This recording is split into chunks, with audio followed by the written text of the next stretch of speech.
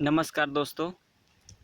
आज मैं आपको 9th क्लास का चैप्टर नंबर 1 जो कि साइंस का है, इसका पूरा चैप्टर पूरा डिटेल्स पूर्वक समझाऊंगा। यदि ये वीडियो आपको अच्छी तरह से समझ में आ जाए तो कृपया मुझे कमेंट करके ज़रूर बताइएगा। यदि नहीं समझ में आए तब पर भी कमेंट करके ज़रूर बताइएगा। आप देख रहे हैं my YouTube channel my tuition club. तो चलिए स्टार्ट करते हैं। हमारे आसपास के पदार्थ, अध्याय 1 है। इसी के बारे में हम लोग जानेंगे। जैसे पदार्थ किसे कहते हैं ये तो आप जानते ही होंगे।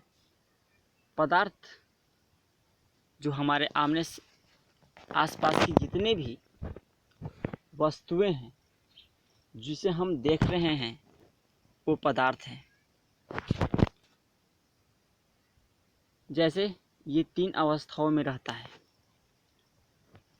ठोस के रूप में रहता है, द्रव के रूप में रहता है और गैस के रूप में रहता है। ये पदार्थ 3 अवस्थाओं में पाया जाता है। इसका हर एक प्रकार की गुण भी होता है। जैसे ठोस के बारे में हम जाने तो ठोस एक कठोर होता है। ठोस का आकार जो होता है निश्चित होता है और इसका आयतन भी निश्चित होता है, अर्थात इसे जिस बर्तन में रखा जाए वह उसमें कोई परिवर्तन नहीं होता है। परिभाषा देखें तो वैसा पदार्थ जिसका आकार एवं आयतन दोनों निश्चित होता है उसे ठोस कहते हैं। द्रव की बात करें तो वैसा पदार्थ जिसका न आकार निश्चित होता है और न उसका आयतन निश्चित होता है, इसलिए उसको द्रव बोलते हैं। और जो द्रव है इनके कणों की जो बीच की आकर्षण शक्ति है ठोस की अपेक्षा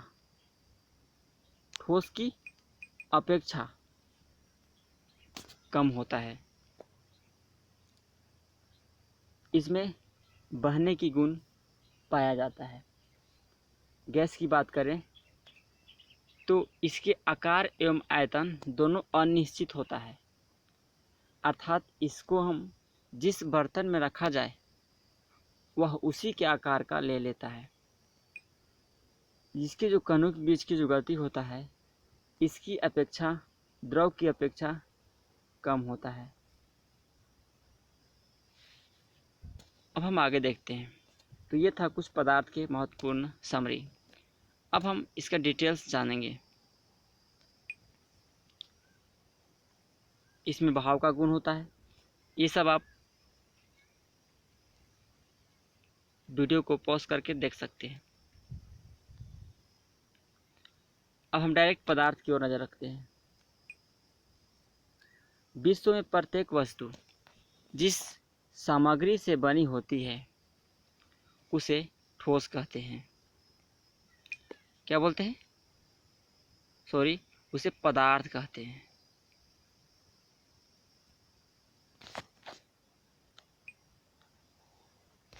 विश्व के प्रत्येक वस्तु जिससे बनी होती है उसे पदार्थ कहते हैं।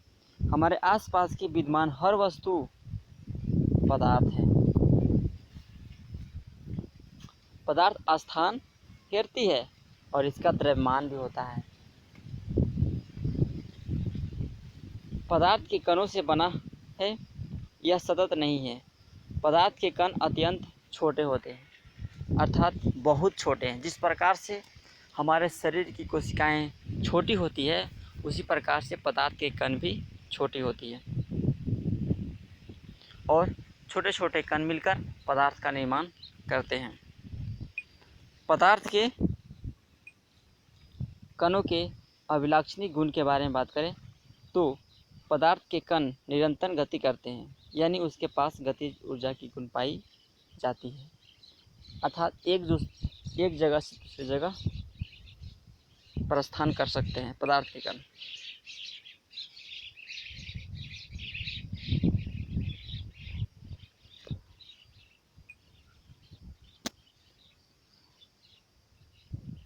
पदार्थ के कणों के बीच में रिक्त स्थान होता है।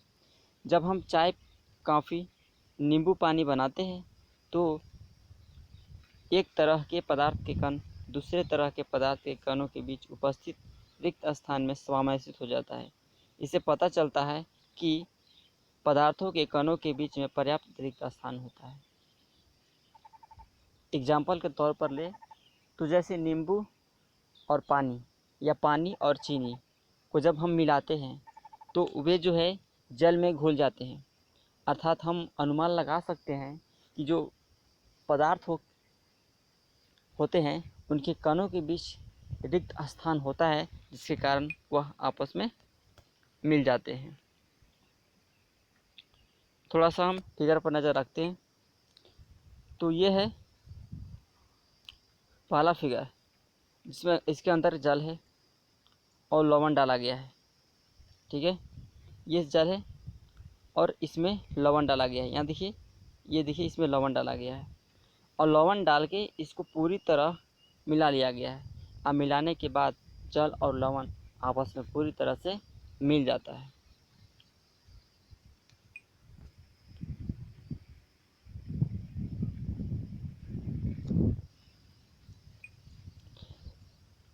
पदार्थ के कण एक दूसरे को आकर्षित करते हैं। जब हम पानी के नल को खोलते हैं और पानी की धार को अपनी उंगली से तोड़ने की कोशिश करते हैं तो क्या वह टूट जाता है? नहीं टूटता है। क्यों? क्योंकि पानी की धारा जुड़ी रहती है। इसका मतलब ये हुआ कि पानी के कण एक दूसरे के साथ आकर्षण बल के साथ जुड़ा हुआ होता है।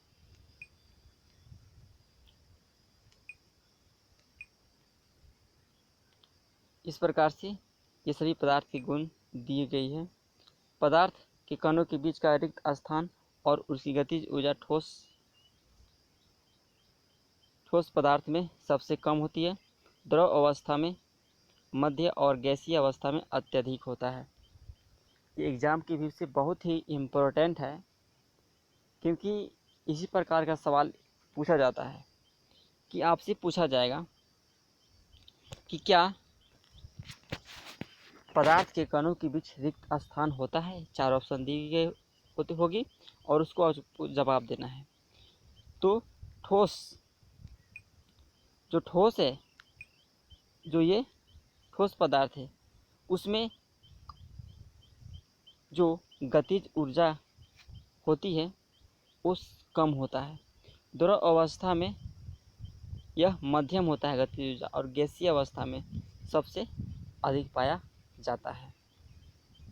गैसीय अवस्था में कणों गति के माध्यम से होती है, द्रव अवस्था में न्यूनतम होती है और ठोस अवस्था में सबसे अधिक होता है।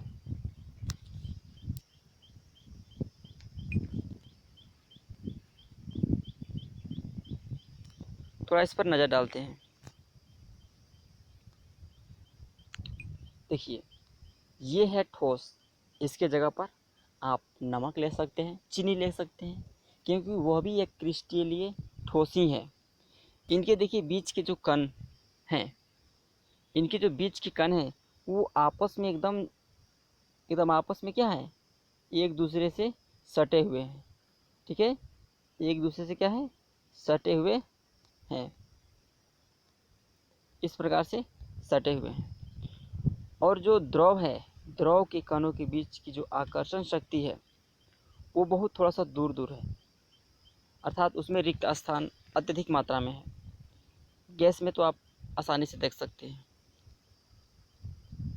और देखिए गैस में, ये गैस है, गैस में बहुत जो कणों के बीच की जो आकर्षण, जो कणों के बीच की जो डिस्टेंस है वो बहुत ही दूर दूर पर होता है, जिसके कारण इसमें बहाव की गुण है ना अधिक होती है। और इसके कणों की गतिज ऊर्जा भी अधिक पाई जाती है। नेक्स्ट प्रश्न देखते हैं।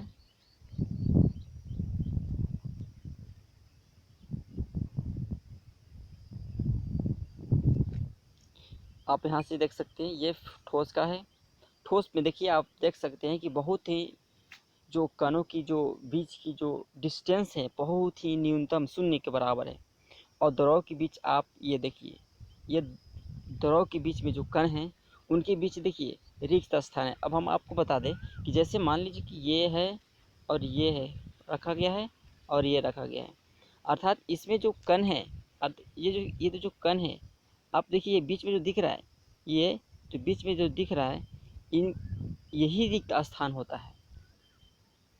तो यहाँ पर भी आप इसमें देखेंगे दो आप इसमें क्या मान सकते हैं, इसको दो दाने के बीच जो डिस्टेंस है, जो खाली स्थान है, उसी को हम लोग रिक्त स्थान बोलते हैं। गैस की बात करें तो देखिए इनके बीच की दूरी देखिए, देख रहे हैं ना, एक यहाँ है, एक यहाँ है, एक यहाँ है, एक यहाँ है। एक दूसरे से वे सभी सटे हुए नहीं होते, एक आध दो कण होता है जो एक दूसरे से सटा होता है, बाकी नहीं होता है। हम आगे की ओर चलते हैं तो पदार्थ की अवस्थाएं के बारे में देखते हैं। तो पदार्थ की आपको पता है कि पहले ही आपको बता चुके हैं कि पदार्थ की मुख्य रूप से 3 अवस्थाएं होती है। कौन होता है? 3। एक ठोस, दूसरा द्रव और तीसरा गैस। अब ठोस, द्रव, गैस, और हमारा शरीर भी अर्थात मानव का शरीर भी 3 अवस्थाओं में विभाजित होता है। जैसे हड्डी और दांत, ये ठोस अवस्था में पाया जाता है। ठीक है, ये जो है हड्डी और दांत, हमारे शरीर का जो हड्डी और दांत है, मानव शरीर का हड्डी और दांत है, वो ठोस अवस्था में पाया जाता है।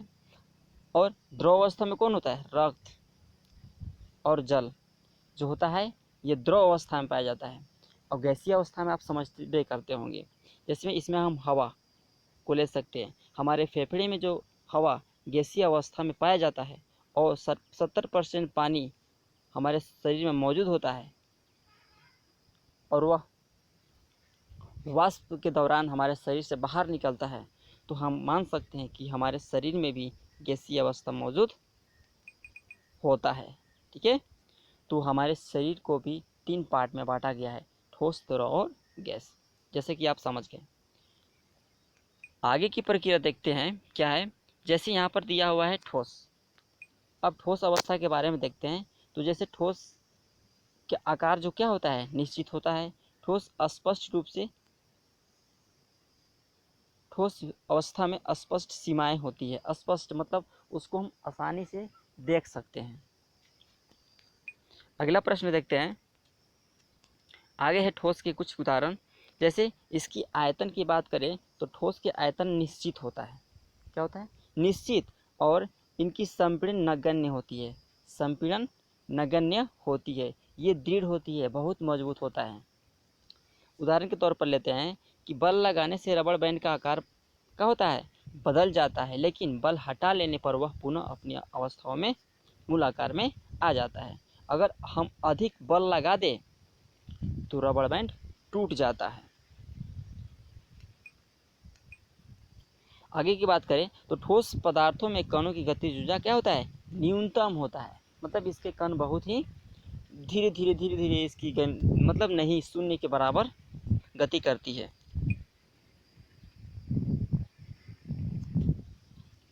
आगे बात करें तो शर्करा और नमक जिस बर्तन में रखे जाते हैं उसी बर्तन का आकार ले लेते हैं, लेकिन ये ठोस है क्योंकि क्रिस्टलों का आकार वही रहता है ना। अगर मान लीजिए कि ये छोटा छोटा कण जो है, ये छोटा छोटा कण का चीनी है, ठीक है, और ये छोटा छोटा कण का जो है नमक है ना।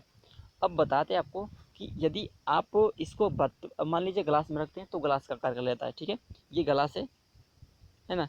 यदि इसको इसमें रखते हैं तो इसका आकार का ले लेगा। ठीक, यदि इसको आप ऐसे इस प्रकार के बर्तन में रखते हैं तो इस प्रकार का आकार का ले लेगा। लेकिन इसके जो कण है, ये जो दिख रहा है कण, ये जो कण है, कण का आकार सेम ही है। ठीक है, इसलिए उसको हम ठोस मानते हैं और ठोस है। चलिए हम आगे की ओर चलते हैं। हाथ से दबाकर स्पंज काफ़ी हद तक संपीड़ित कर सकते हैं, लेकिन फिर भी यह ठोस है। कारण यह है कि स्पंज छिद्रों में हवा भरी होती है, दबाने से वह हवा बाहर निकल जाती है। ओके, जैसे स्पंज, जैसे मान लीजिए कोई गद्दी हो, तो उनके कणों के बीच की जो आकर्षण शक्ति हो क्या होता है, बहुत शून्य के बराबर होता है, और उसको हम ठोस बोलते हैं। अगर मान लीजिए स्पंज कोई भी पदार्थ दब भी जाता है और दबने के दौरान वह पुनः अपनी अवस्थाओं में आ जाता है, तो हम उसको ठोस मान लेते हैं। क्यों? क्योंकि उनमें जो छिद्र होते हैं, हवा भरी होती है, ठीक है, और हवा भरी होती है, वे हवा निकल जाती है। क्या ये हवा निकल गई, अब निकलने के बाद यह पुनः अपनी अवस्था में आ जाती है, तो हम उसको ठोस मान सकते हैं। द्रव अवस्था की बात करते हैं, तो ये रहा आपका द्रव अवस्था। इसका भी अनेक गुण पाया जाता है। जैसे द्रव तरल होते हैं, उनमें बहाव होता है। द्रव द्रव आप समझते होंगे कि द्रव किसको कहते हैं, जिसमें बहने का गुण होता है, जैसे पानी हो गया, है ना, और तेल हो गया इत्यादि। ये सब जो है आप द्रव इसको मान सकते हैं। और द्रव का कोई स्थिर आकार नहीं होता है, ठीक है। अगर मान लीजिए ये बड़ा बर्तन है एक इस प्रकार सा, अब एक इस प्रकार का गिलास है। चलिए मैं यहाँ पर गिलास बना देता हूँ। सॉरी, ये गिलास नहीं बना, ये तो कौन बन गया। तो यहाँ पर हम गिलास बनाते हैं, ठीक है। अब एक इस प्रकार का बर्तन है और एक इस प्रकार का। यदि द्रव को इसमें हम रखा जाए, इसमें हम भरें, ठीक है, तो ये इस प्रकार का ले लेता है। और यदि इसी द्रव मान लीजिए जल है, पानी है, आप तेल भी ले सकते हैं, आप कोई भी पदार्थ द्रव मिट्टी का तेल भी ले सकते हैं। यदि इसको हम इसमें रखते हैं तो ये इसके आकार का ले लेता है। अर्थात इसका जो आकार होता है अनिश्चित होता है, मतलब अनिश्चित मतलब निश्चित नहीं होता है। अब इसको जिस आकार में रखा जाए, जिस आकार के बर्तन में रखा जाए, वह उसी के आकार का ले लेता है। द्रव अवस्था के निश्चित आयतन होता है। आयतन वजन वही होगा। आप 1 लीटर पानी को आप ड्राम में रखो, ठीक है, या आप 1 लीटर पानी को एक बाल्टी में रखो या एक गिलास में रखो, ठीक है, वजन आपका वही होगा। ये नहीं कि वहाँ पर 2 लीटर हो जाएगा, ठीक है। तो इस प्रकार से आपका आयतन निश्चित होगा। द्रव में कम संपीड़न की गति होती है। द्रव में कणों आकर्षण बल, उसका आयतन निश्चित रहता है। द्रव जिस बर्तन में रखा जाता है वह उसी बर्तन के आकार का ले लेता है। आपको पहले समझ आ दिए। तो इस प्रकार से द्रव जिस बर्तन में रखे जाते हैं उसी बर्तन का आकार का ले लेता है। गैस जैसे ऑक्सीजन और कार्बन डाइऑक्साइड पानी में विस्तृत रहती है, मतलब पानी में मिली हुई होती है। और यही जलीय पौधा व जीव पानी में घुली ऑक्सीजन के कारण ही पानी में सांस ले पाते हैं। द्रव अवस्था में विसरण अधिक होता है, ठोस अवस्था में कम होता है ना।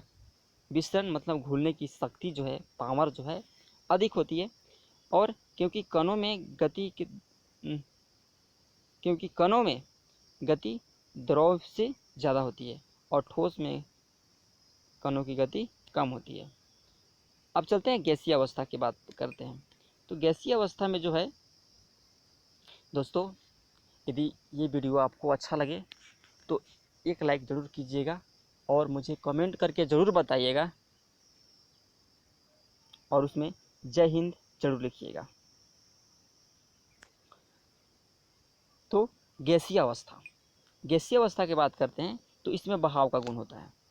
गैस में संपीड़न अधिक होती है। गैस में कोई निश्चित सीमाएं नहीं होती है। गैस में कोई निश्चित आकार नहीं होता है और गैस में कोई निश्चित आयतन नहीं होता है। ये आपको समझ गए? मतलब गैस में कोई निश्चित आकार नहीं होता है, ठीक है, नहीं इसका आयतन भी निश्चित नहीं होता है। यदि जैसे आपको उदाहरण के तौर पर बताते हैं, जैसे मान लीजिए कि यहाँ पर हमें एक सिलेंडर बना देता हूँ, ठीक है। देखिए मैं बना रहा हूँ, अगर इसमें हंसिएगा मत। चलिए मैं एक सिलेंडर बना दिया इस प्रकार से, ठीक है। और एक इधर से ड्रम बना दिए। सपोज मान लीजिए, आप लोग अपना अपना हिसाब से बनाइएगा। अब देखिए कि ये है सिलेंडर और ये है ड्रम। अब इस दोनों में हम गैस को भरते हैं। यदि हम क्या बोले, गैस में बहाव का गुण होता है, मतलब ये गैस बह सकता है। अगर हम गैस को थोड़ा सा भी छोड़ें तो इसके कण बहुत दूर दूर तक जा सकता है। गैस में कोई निश्चित सीमा नहीं होता है।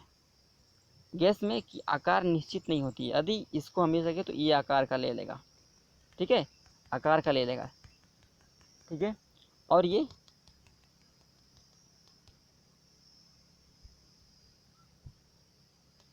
अगर हम इसको सिलेंडर में रखें तो ये सिलेंडर का आकार का ले लेगा। अब करें, गैस में कोई निश्चित आयतन नहीं होता है। ये आयतन ध्यान देना है। आयतन का मतलब जो इसकी जो इसको हम क्या समझ लें, इसको जो घेरने की जो क्षमता है, यह ड्रम के आकार को ही घेरेगा, ठीक है।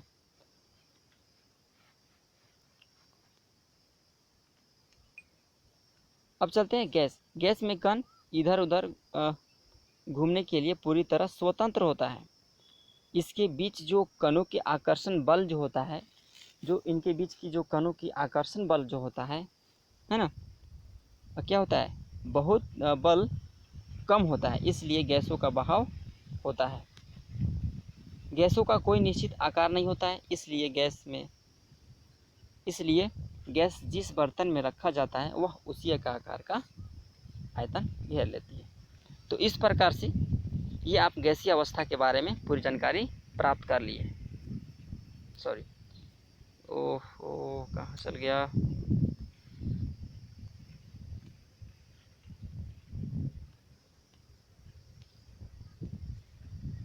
ये है गैसीय अवस्था, ठीक है। अब देखिए यहाँ पर इसी प्रकार से थोड़ा सा अब हम पदार्थ की अवस्थाओं में परिवर्तन। तो पानी पदार्थ की तीनों अवस्थाओं में मिलता है, ठीक है।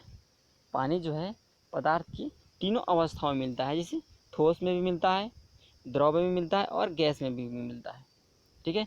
अगर पानी को जमा दिया जाए, उसको फ्रीज में रखकर जमा दिया जाए तो वह क्या बन जाता है, वह ठोस बन जाता है। क्या बनता है, ठोस बन जाता है, ठीक है। और जब वह पानी को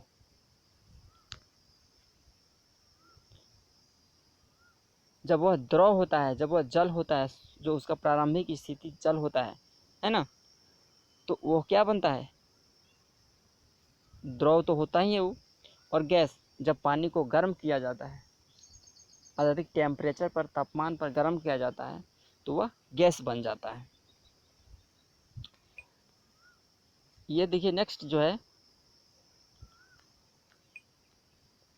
गर्म करने पर बर्फ पानी में परिवर्तित हो जाता है और पानी वाष्प में परिवर्तित हो जाता है।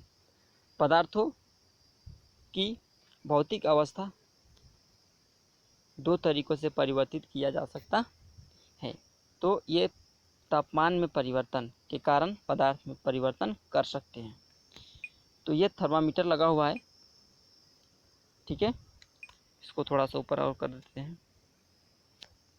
ये थर्मामीटर लगा हुआ है और ये बर्नर है, अर्थात यह गैस चूल्हा लगा हुआ है, ठीक है।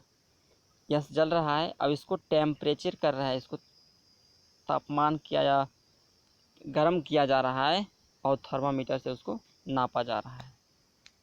नेक्स्ट देखते हैं क्या है, गलनांक देखते हैं और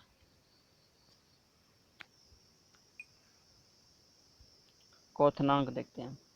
तो गलनांक क्या कहते हैं कि जिस ताप पर कोई ठोस पदार्थ है ना पिघलकर द्रव में परिवर्तित हो जाता है। ध्यान दीजिएगा, कोई ठोस पदार्थ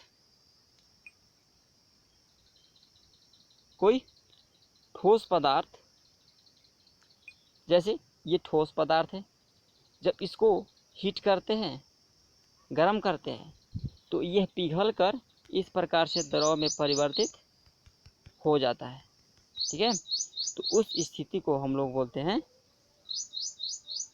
क्या, उस स्थिति को हम गलनांक बोलते हैं, मेल्टिंग पॉइंट बोलते हैं। अब बर्फ़ का गलनांक जो होता है 273.16 केल्विन होता है। सुविधा के लिए हम इसको 273 मानते हैं, 273 केल्विन मानते हैं। जब बर्फ़ पिघलती है तो बर्फ़ का तापमान नहीं बढ़ता है, लगातार ऊष्मा प्रदान करने के बावजूद भी, क्योंकि संलग्न की गुप्त ऊष्मा तापमान बढ़ने नहीं देती है।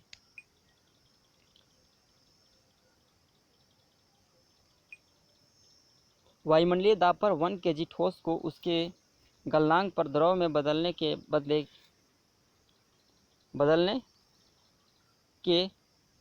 के लिए जितनी ऊष्मीय ऊर्जा की आवश्यकता होती है उसे संलग्न की गुप्त ऊष्मा कहते हैं। अर्थात हम कहें कि एक ठोस को पिघलाने के लिए, ठीक है, एक ठोस को पिघलाने के लिए जितने उसमें ऊष्मा की आवश्यकता पड़ता है, जितने केल्विन या जितने कैलोरी ऊष्मा की आवश्यकता पड़ता है, उसी को हम लोग बोलते हैं संलग्न की गुप्त ऊष्मा। अगर मान लीजिए, एक उदाहरण के तौर पर आप घर पर देखेंगे, मान लीजिए कि ये जो है ठोस है, ठीक है। अब मान लीजिए ये चीनी का ठोस क्रिस्टल ये ठोस है।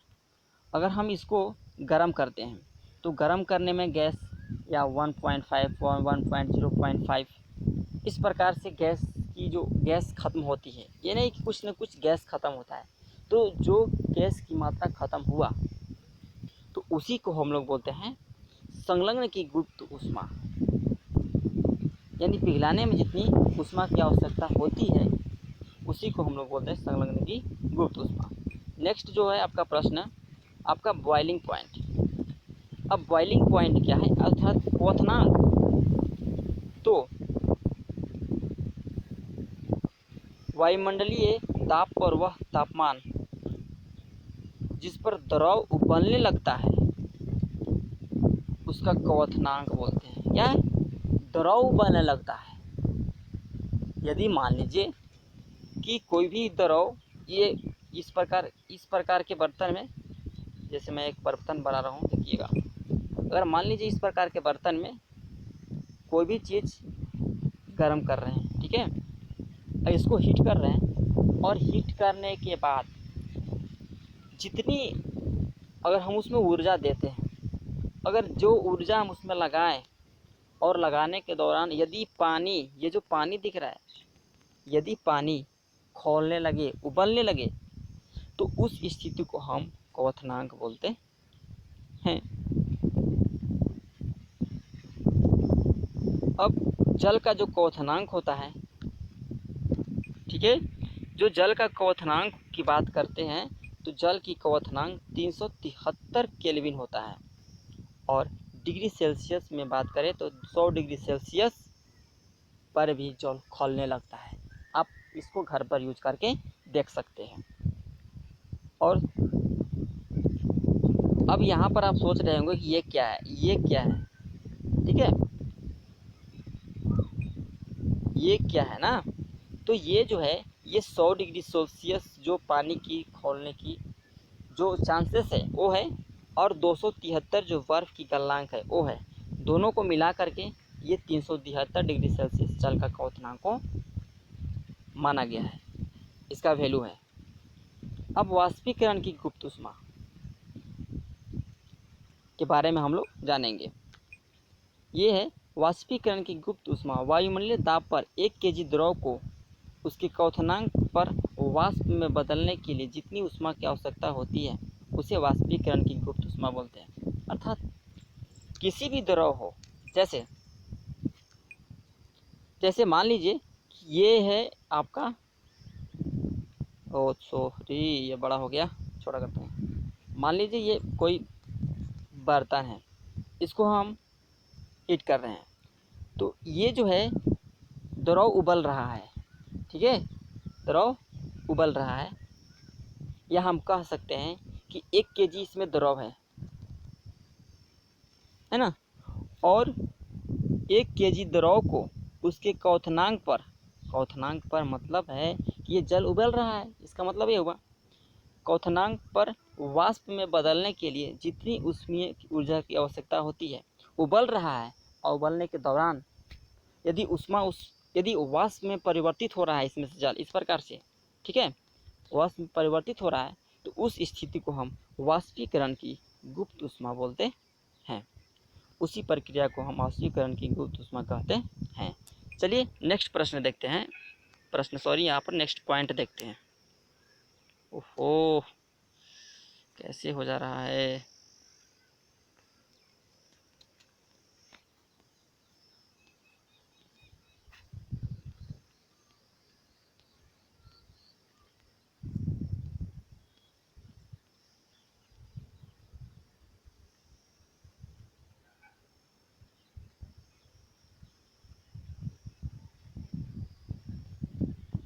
चलिए, तो यहाँ पर अगला पॉइंट यहाँ है।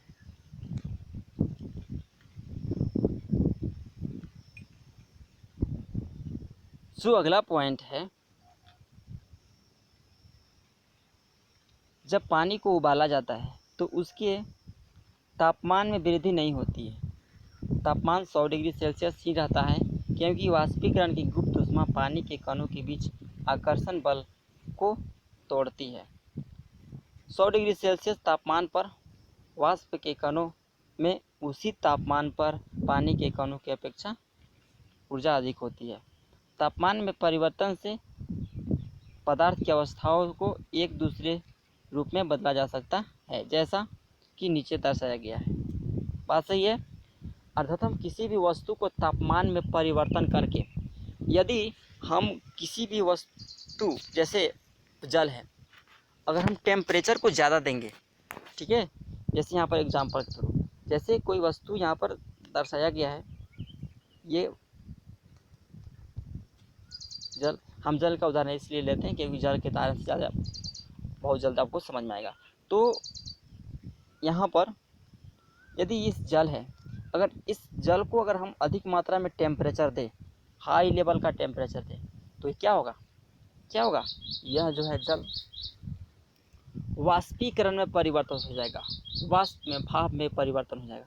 अगर इसी जल को, यदि इसी ठंडा जल को अगला में अगर हम इसमें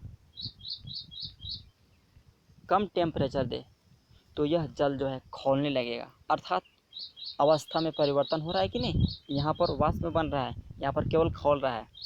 यदि 0 पॉइंट पर हम पानी का टेम्परेचर कर दें, यदि इसको हम फ्रिज में रख दें, ठीक है, इस जल को अगर हम फ्रिज में रख दें, तो क्या होगा, यह जम जाएगा, अर्थात इसकी अवस्था में ठोस अवस्था में हो जाएगा।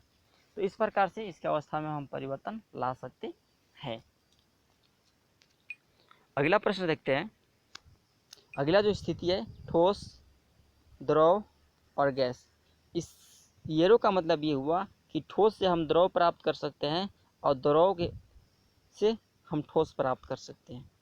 मतलब इससे ई प्राप्त कर सकते हैं, अब इससे ई प्राप्त कर सकते हैं, ठीक है। और द्रव को यदि हम ऊष्मा देते हैं, द्रव को यदि हम हीट देते हैं, हीट गर्मी करते हैं, गर्म देते हैं, तो क्या होता है, वह गैस रूप में परिवर्तन हो जाता है, अर्थात गैसीय रूप में हो जाता है। यदि गैसीय अवस्था को अगर हम गर्म, ठंडा करते हैं, शीतलता करते हैं, तो वह द्रव अवस्था में परिवर्तित हो जाता है, ठीक है। तो इस प्रकार से पॉइंट आपका यहाँ पर बनता है। अब आपसे सवाल पूछ सकता है कि ऐसा कौन सा पदार्थ है जो तीनों अवस्थाओं पाया जाता है, तो आप इसका जवाब आप कमेंट में ज़रूर लिखकर बताइएगा। अब देखिए आगे ऊर्ध्वापातन। कुछ ऐसे पदार्थ हैं जो द्रव अवस्था में परिवर्तित हुए बिना सीधे ठोस अवस्था में परिवर्तित हो जाता है, बदल जाता है, तो उसी क्रिया को हम क्या बोलते हैं, ऊर्ध्वापातन बोलते हैं। जैसे इसका साधारण एग्जाम्पल कपूर जो है ना, अमोनियम क्लोराइड जो है, ये सीधे ठोस क्या है, यह ठोस से डायरेक्ट जो है गैसीय अवस्था में परिवर्तन हो जाता है। क्यों?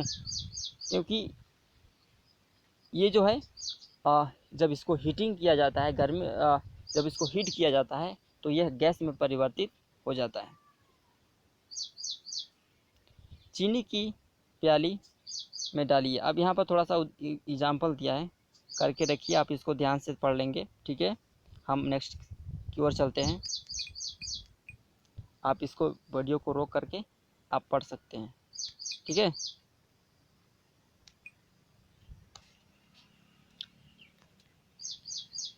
डायरेक्ट हम पॉइंट की ओर आते हैं।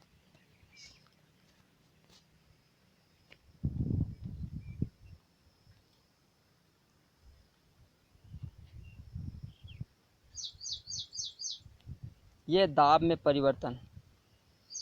यदि हम तापमान घटाने पर सिलेंडर में गैस को लेकर उसे संपीड़ित करें तो कणों के बीच की दूरी कम हो जाएगी और गैस द्रव में परिवर्तित हो जाएगा। इस प्रकार से जैसे दाब को बढ़ाएं, तापमान घटाएं तो गैस के रूप में परिवर्तित हो गया।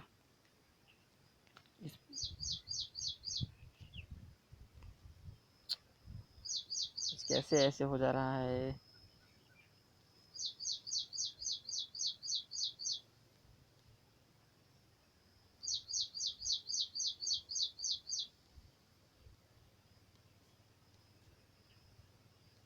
ओ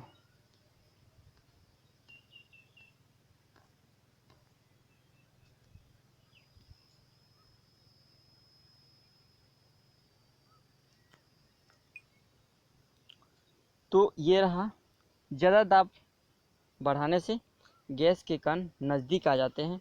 सॉलिड कार्बन डाइऑक्साइड अर्थात ठोस कार्बन डाइऑक्साइड को वापस गैसीय CO2 यानी कार्बन डाइऑक्साइड में बदला जा सकता है, बिना द्रव अवस्था में बदले। इसके लिए दाब को घटाकर एक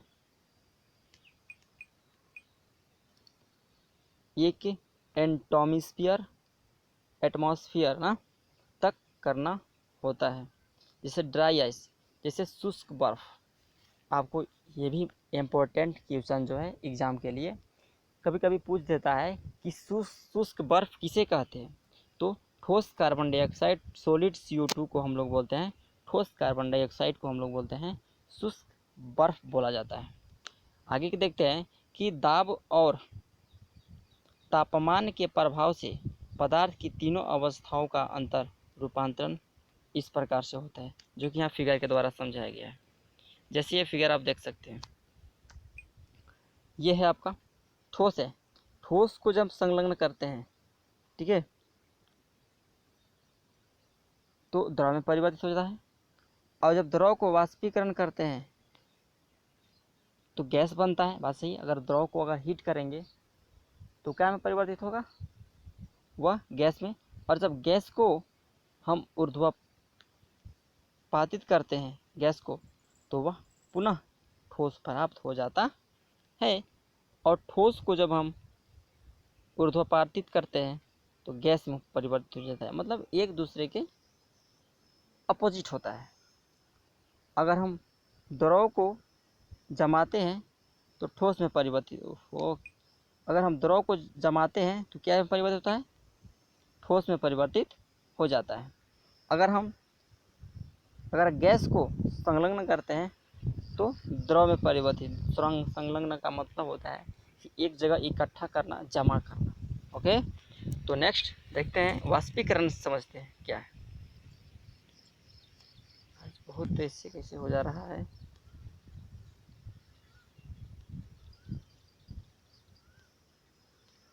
बहुत डिस्टर्ब चल रहा है आज।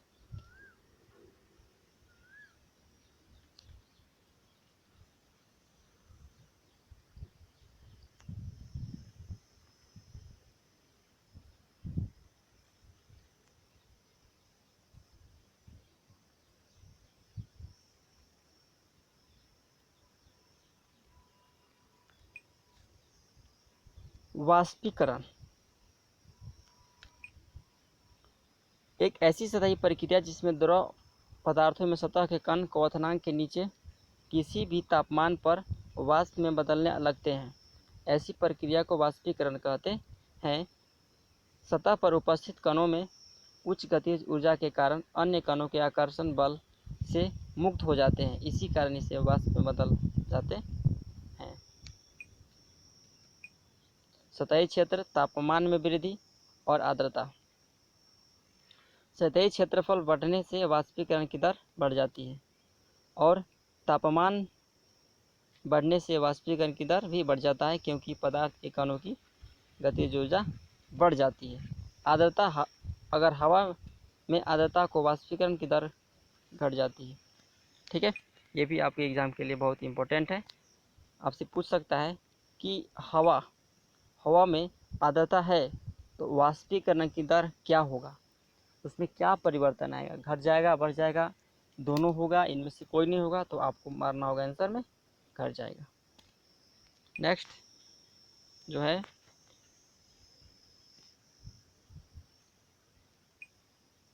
वाष्पीकरण से शीतलता होती है। वाष्पीकरण प्रक्रिया के दौरान लुप्त हुई ऊर्जा को पुनः प्राप्त करने के लिए द्रव के कण अपने आसपास के वातावरण से ऊर्जा अवशोषित कर लेती है। इस अवशोषण के कारण वातावरण शीतल हो जाता है। वातावरण शीतल अर्थात मतलब ठंडा हो जाता है। ठीक है, जैसे यहाँ पर एग्जाम्पल के तौर पर, एक उदाहरण के तौर पर दिया हुआ है,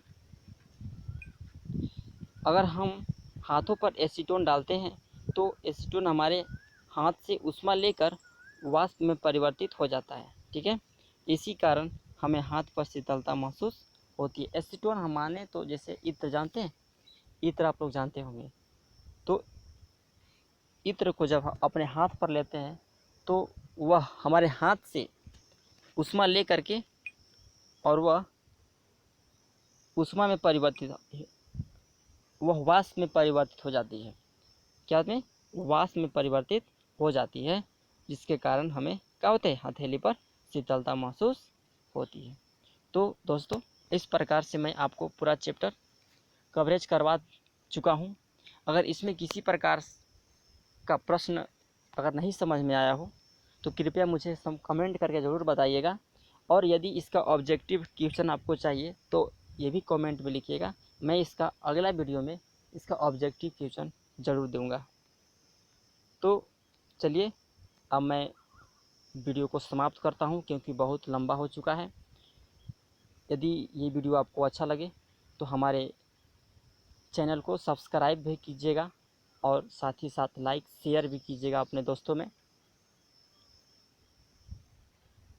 तो आपको हमारे वीडियो को देखने के लिए बहुत बहुत धन्यवाद। नमस्कार।